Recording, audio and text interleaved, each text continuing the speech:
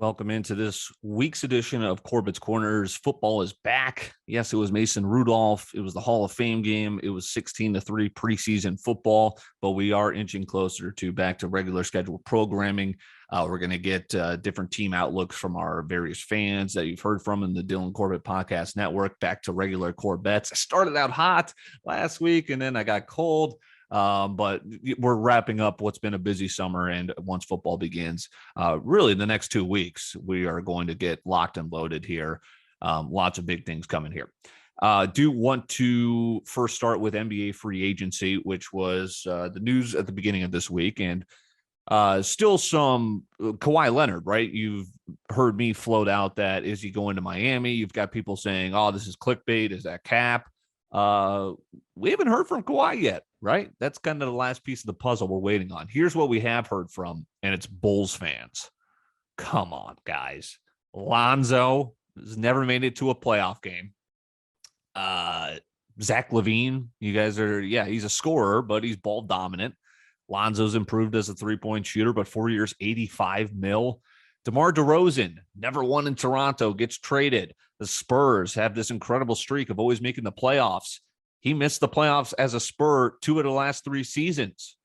What are we celebrating there for 3 years, $85 million for DeMar DeRozan? And this one was the cherry on top. Alex Caruso, 4 years, $37 million. For a borderline backup point guard who looks funny. Teams that are still better than you, Bulls. I don't know why this is. I'm hearing Eastern Conference sleeper. There are still 9 teams better than the Bulls, and I'm going to give them to you.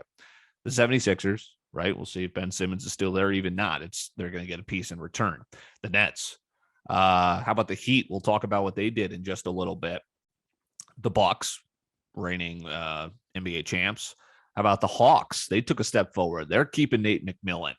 Celtics are going to be back. That's a play-in team. And maybe you can talk me out of these 3, but hey, we'll see how it pans out. Pacers, Hornets, and how about this year's 4 seed, the Knicks? Congrats, Bulls fans. Big money has gotten you as the 10th best team in the East. My opinion, we'll see if I'm wrong there. You may have just gotten better with the Wizards because Russell Westbrook changed teams yet again.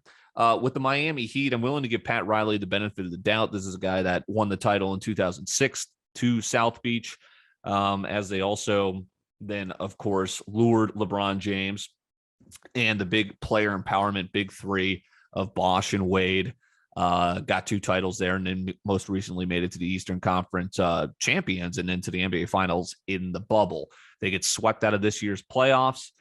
You add Kyle Lowry, you re-sign Jimmy Butler to where you're paying him $50 million in his age 36 season.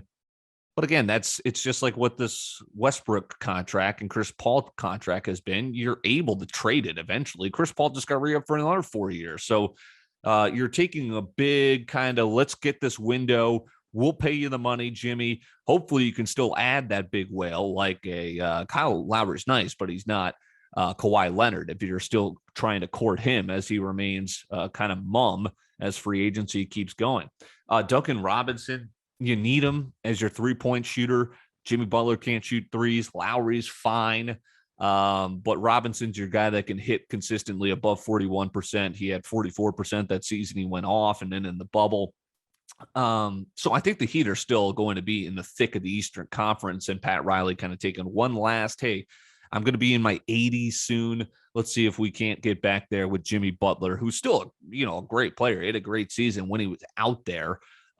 He had trouble remaining healthy, and then he was just a ghost in the playoffs. But adding Lowry, another piece to the Pat Riley puzzle, we'll see what they can get out of him coming up this year. What are you going to get out of Chris Paul for the next 4 years? The Suns, they had the most bizarre route to the NBA Finals where they missed Jamal Murray with the Nuggets. They missed Anthony Davis when he got hurt in that Lakers series. Kawhi Leonard, and then they were up 2-0 and eventually lost. Here are some teams I think are still better than the Suns because they were the healthiest team last year. They weren't necessarily the best. The Lakers, obviously, they're like the perimeter favorites almost every year because of LeBron. The Jazz, Nuggets are going to get Jamal Murray back. And the MVP, of course, Nikola Jokic. Will he still keep up that level? Clippers, let's see where Kawhi ends up, right, if he resigns. Warriors, locked and loaded. Klay Thompson coming back. And then are the Mavericks going to be able to take that step? They no longer have Rick Carlisle at the helm. Kristaps Porzingis has never done much winning. But Luka Doncic is, of course, one of the best stars in basketball now. He just showed you in the Olympics, and we'll see what he could do with the Mavs coming up this year, too, after I believe he signed that huge rookie extension, right? And wrapping up NBA talk with the news today, Reggie Jackson, my guy, re-signing with the Clippers. He quoted, he said they basically revived his career, and he was Mr. October.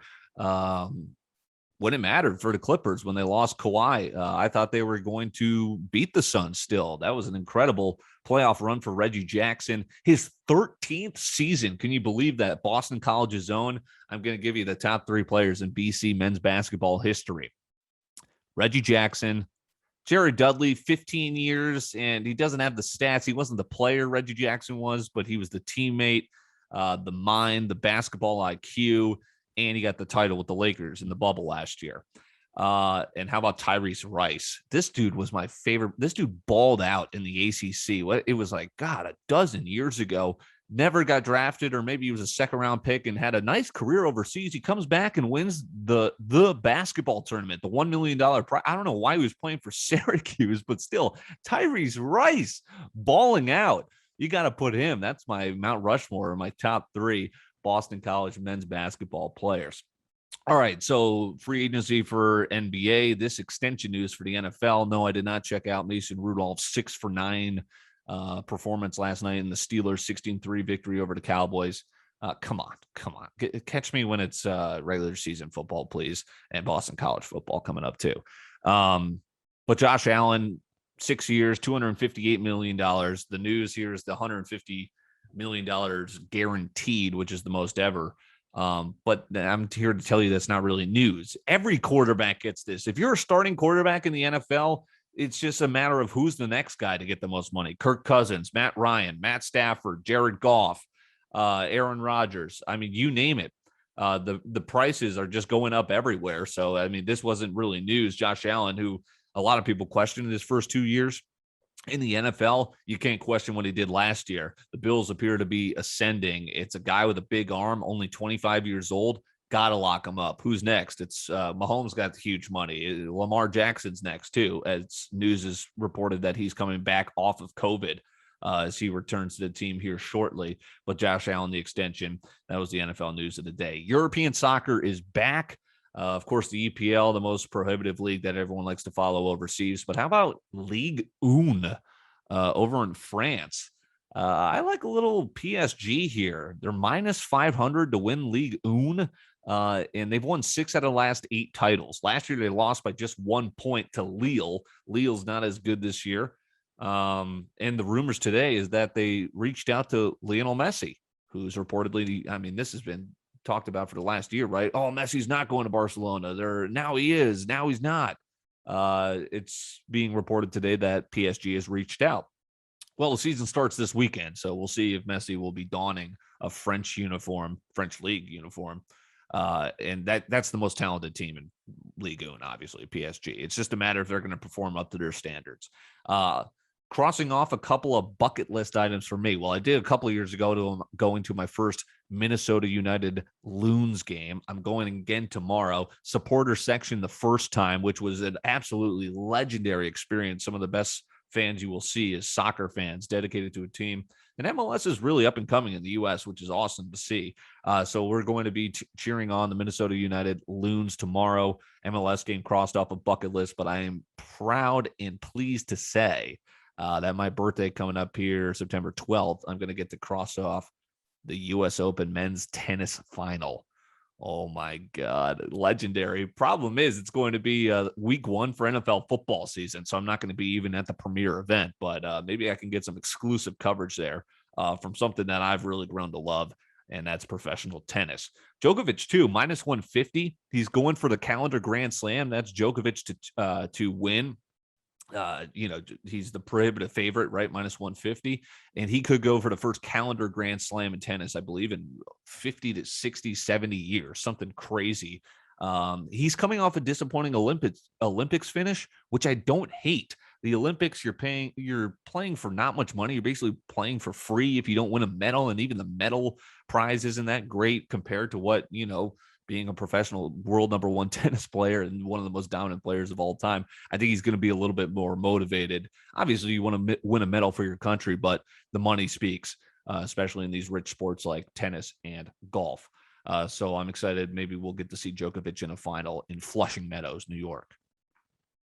One sporting event I am dying to get off my bucket list, a UFC 265, whatever, going to a UFC main event title match. That would be awesome. There is one this weekend, Saturday.